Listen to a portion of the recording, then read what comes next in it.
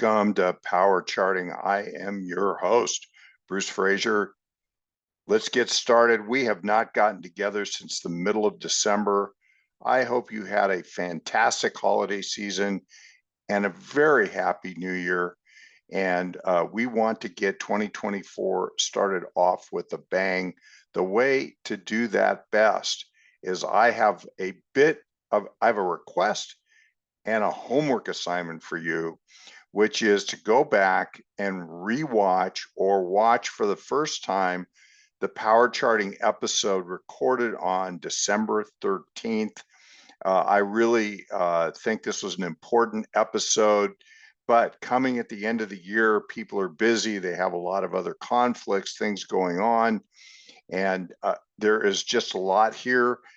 For those of you that have watched in the past, go back, open up the YouTube, and then just review the charts. Have a look at those because I think that they speak really a lot for how 2024 could unfold, at least initially.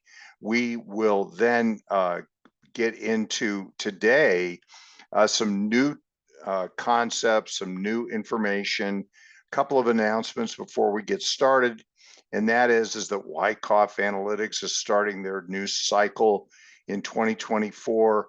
Very cool thing that Roman and his team are doing is on January 5th, they're doing a Charting Essentials technical primer. And this is a free event, free to attend. And so please go check that out, register right at the wyckoffanalytics.com homepage.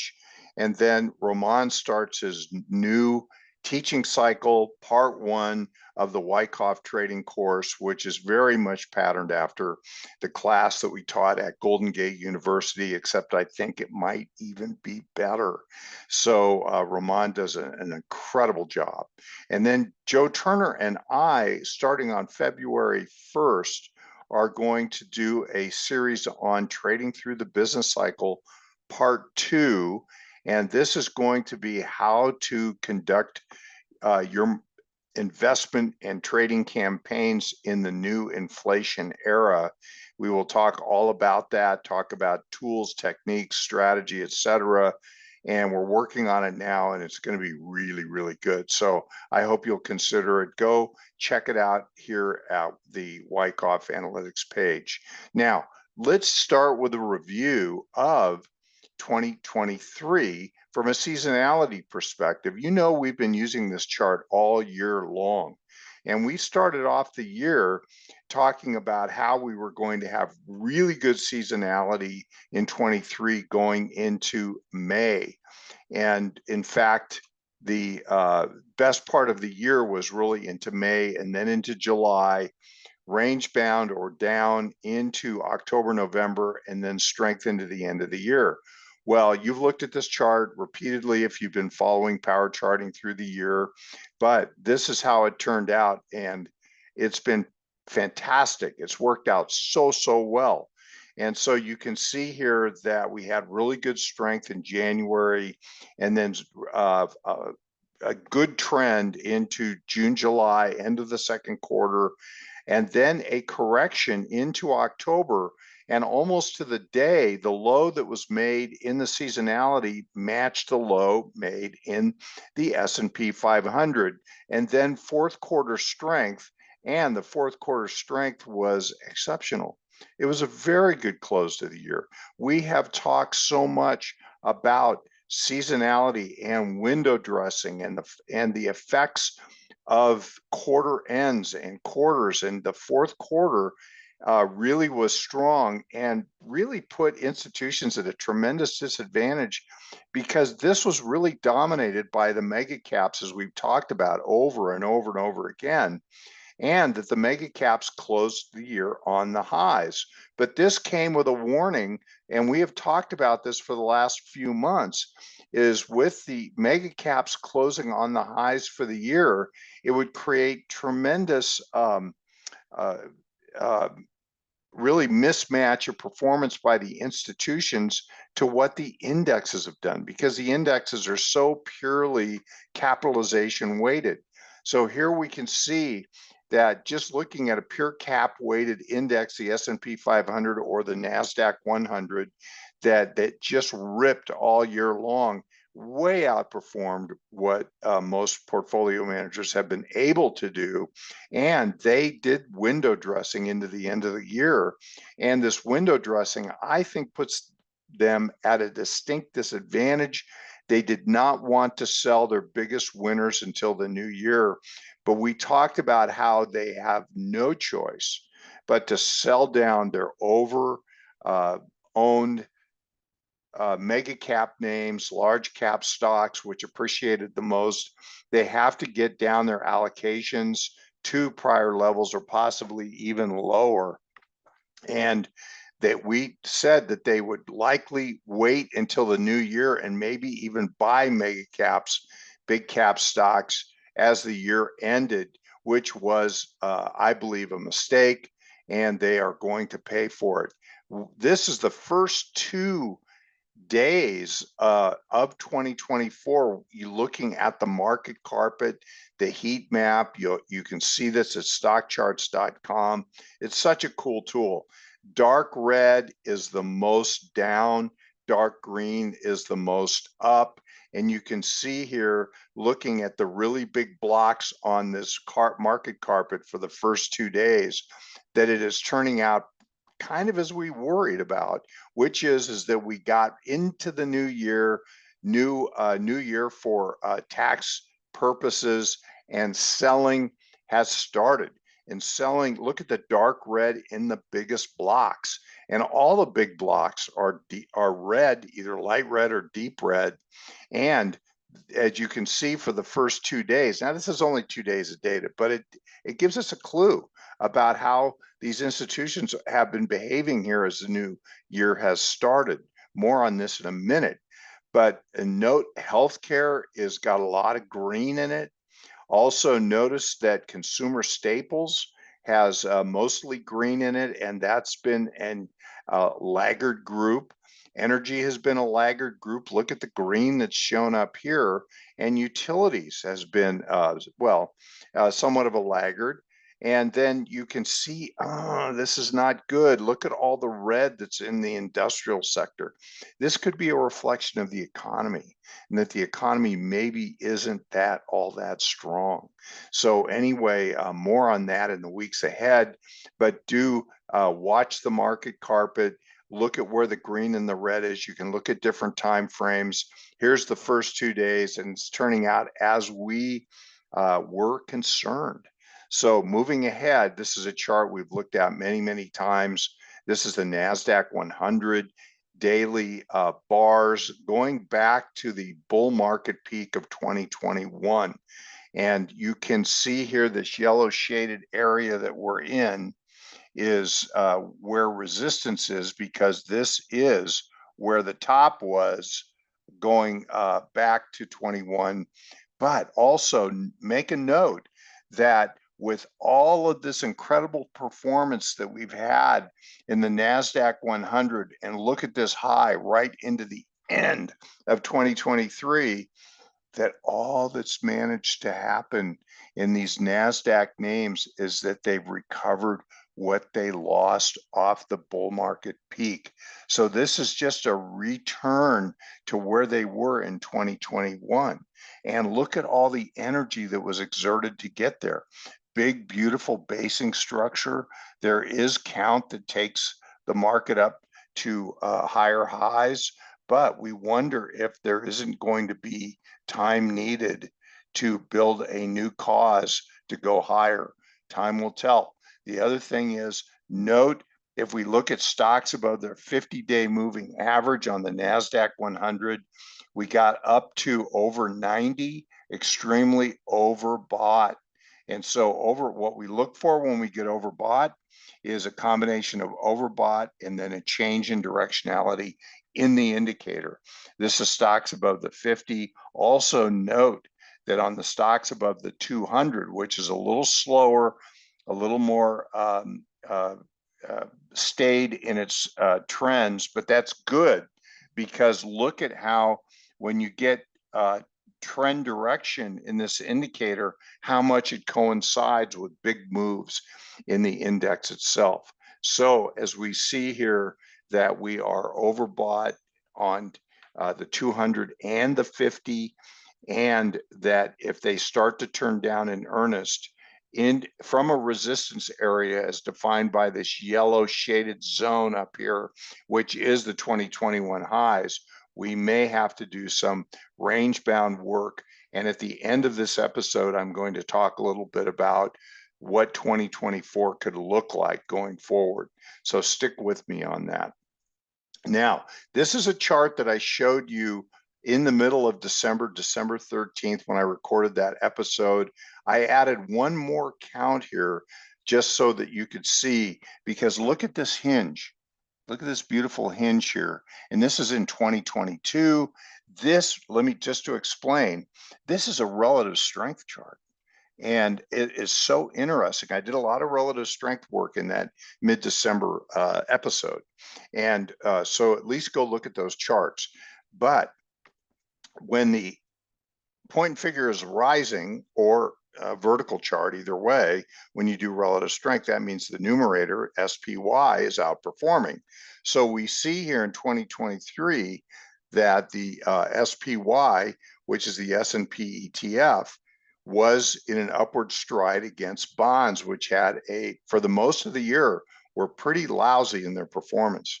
Now, note, and also the cause was built. Look at these structures that we have that made these beautiful counts up to these intermediate term peaks. Then we get this big count here, counts up 525.08, another count here that counts 524, 500. These are equaling each other, meaning that this is a reaccumulation count. And right at the level where these counts are fulfilled at 525, beautiful hit on these counts, you have a distribution structure. Now, this is a relative strength distribution. So the question that gets asked is, what if this reverses into a downward trend? Well, could bonds outperform in the first part of 2024? That's the big question to ask. It might be that we want it to be in bonds for outperformance, not in stocks.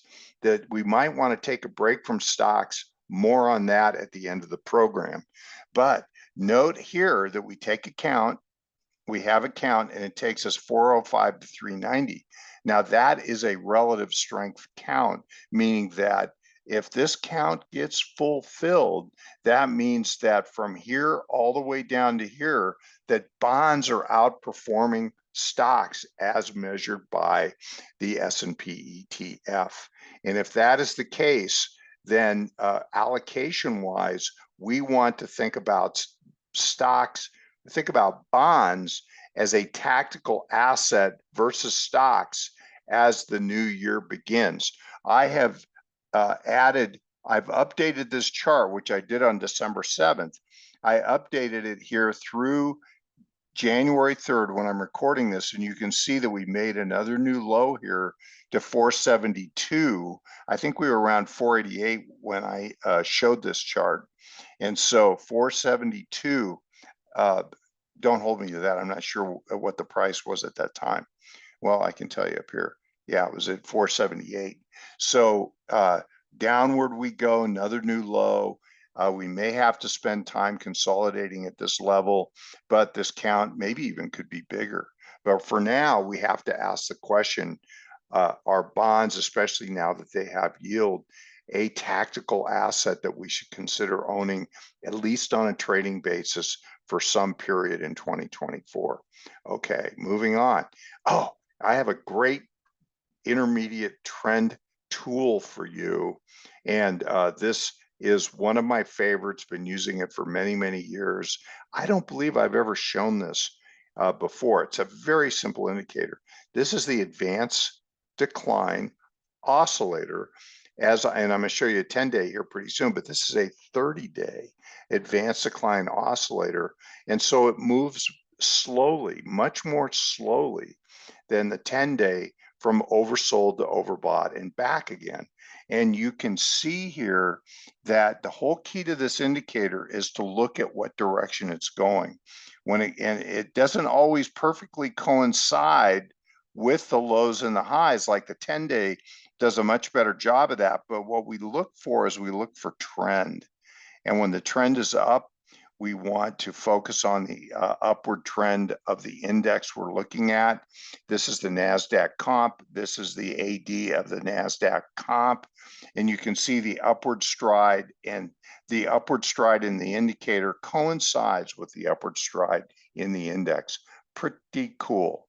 And then as we get overbought and we get a downward directionality here, that is a period when we want to be very cautious, defensive, and consider that the trend is down to sideways to down for the near-term future. I put the RSI up here just so you could see it. There's a little bit of a divergence taking place at the highs right here, just so you can see that. But look, late October low, right when the seasonality turned positive, upward goes the trend of the index, upward goes the 30-day moving average of advanced decline. This is an in-gear situation. Look how beautifully this just kept us on the long side of the market into the end of the year. Very good. So anyway, and we can see this little bit of a distributional structure in the RSI from an overbought condition where it touched 80. Wow, impressive. Now it's starting to try to turn down on the 30-day AD. Okay, so that's a cool tool you may want to consider looking at. And here is the New York advanced decline. Won't say much more about it. All the same rules apply. It's just we're applying it to the New York Composite here instead of to the, and you could look at this compared to the S&P too. But I like to look at the New York Composite compared to the New York advanced decline. And you can see the directionality and how well it's working here. And now we're starting to turn down. We want to keep an eye to see if this downturn continues, and this has a characteristic of a top in the RSI. Now let's go to the 10-day, much more sensitive indicator. This is through January 3rd, midday today, and you can see a downward stride now in the advanced decline 10-day moving average coinciding with the downward stride in the index. And I would like to make a point which I made prior in a prior episode or more, is that look at the very quick advance of up volume. So this is the advancing volume of advancing shares over a 10-day period.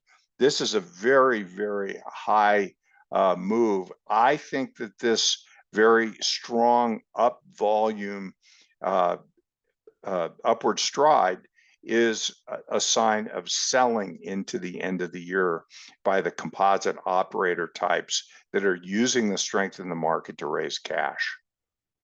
And so you can also see that this is confirmed by the rising down volume in red. So that also says that these same smart CO types are selling their stocks on a downward stride, or the ones that are in advanced, they're the decliners in this indicator, and they are selling aggressively in December, these stocks also. Now both of these are trending down. Look at the net number. This is just netting the red and the blue line together, and this has been diverging from higher prices in this index since late November. So this shows distribution taking place, non-confirmation of the upward stride, despite the fact that this up volume is pretty strong. Downward stride in the net volume to the upward stride in the index. Interesting. Looking now at the 50-day moving average for both the Nasdaq and the New York Composite, the only thing I'm going to say here is, and you already can see this, we look for divergent characteristics, we look for oversold, divergences, and then upward stride to confirm the upward trend, overbought, divergent characteristics with to coincide with a top and a downward trend. And we've been using this all year for years now, but we've been using this all year with great success and talking about it here in Power Charting. I know that you all are keeping track of this on your own now, but we do have new people that come along. We want them to know how to do this. I want to show you how to do this. I don't want to do it for you. And so just look at how great these have worked and how well they kept us on the right side of the market all the way through the year. So that's fantastic. And now here's the New York Composite. Same principles apply. Divergent characteristics at an oversold condition. Look at this sub 15% here, sub 20% here. That's the percentage of stocks that are above their 50-day. Oversold, deeply oversold. And then look at how this coincides with important lows in the market. We look for positive divergence internally in these indicators because they tell us that there's a repair and improvement taking place from an oversold condition while the indexes are still going down.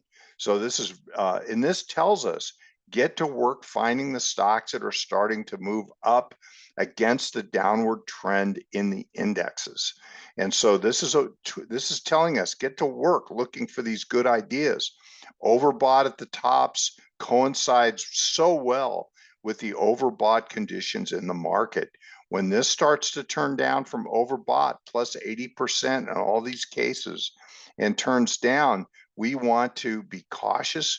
We want to be low to the ground. We want to be defensive, especially for traders. For investors, we might want to make little adjustments in our portfolio to take less risk at these high risk junctures. Such a good tool. Okay, now here's the New York 10-day AD oscillator, the index, and so on, pointing out that we had high and rising volume into mid-December as we would expect, prices are rising. But starting in late November, we have rising down volume also. And this combined gives us a non-confirmation of the upward stride of the market. Market's going up into year end, but underneath the surface, we can see the elements of distribution from the really smart money using the strength in the market to raise cash while the window dressing effect is taking place into year end, because so many institutions don't want to sell their big winners till they get to the new year. And as we saw from the heat map, they're going to pay, I believe, a price for this in the first part of January, is the fact that they wanted to wait to take profits and raise some cash. Okay, so here is this. The only other thing that I have on this indicator is I have the net new highs. So this is new highs minus new lows. Note the fact that we have divergences, lower highs throughout December as the index is going up. Very important divergent characteristic. And so we now would draw a trend line under here to see if we get a break in this upward stride in the New York Composite. Now, here, let's get in. We're almost done here, so stick with me. This is the National Association of Active Investment Managers. This is their net exposure. We have talked about this indicator a number of times. Back in mid-22, we showed how defensive they were. These are active investment managers. They're timers. They're generally very good at what they do. They are trend followers. And here you can see that they were very defensive, very low exposure to the market at the lows in 22 as this base was being built. But they did start to put capital to work. But now let's look at the week-to-week data. This is a 13-week moving average.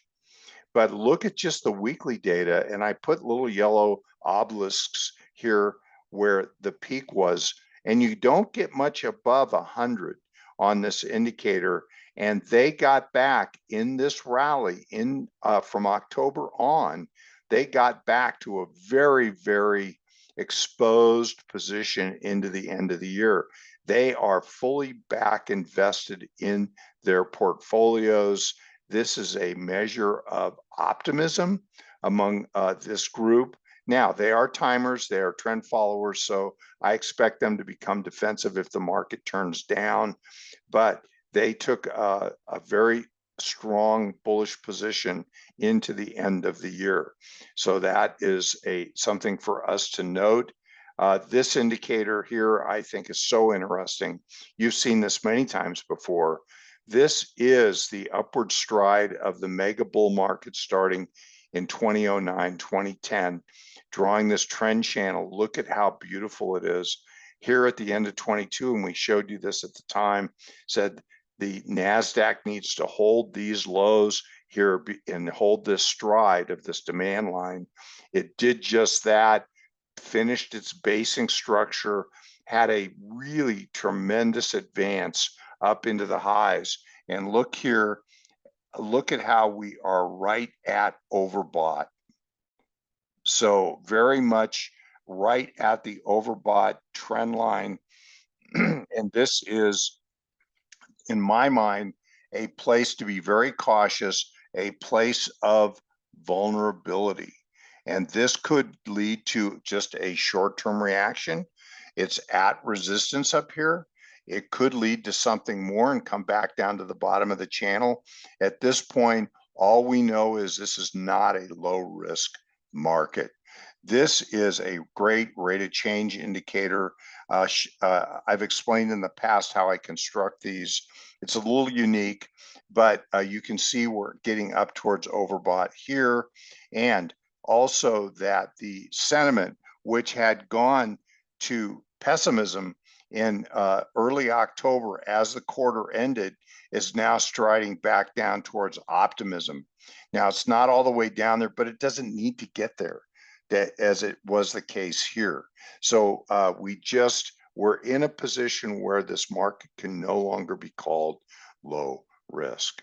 And so now let's look ahead to conclude this episode at the election year seasonality. And just to remind you how we do this is I take only, in this case, the election years going back to 1949. This is presidential elections, and we sum them together thanks to Seasonality allowing us to use their tool. They're great people. Go check out their great tool. And you can see that what we have, and this works so well for us in 2023.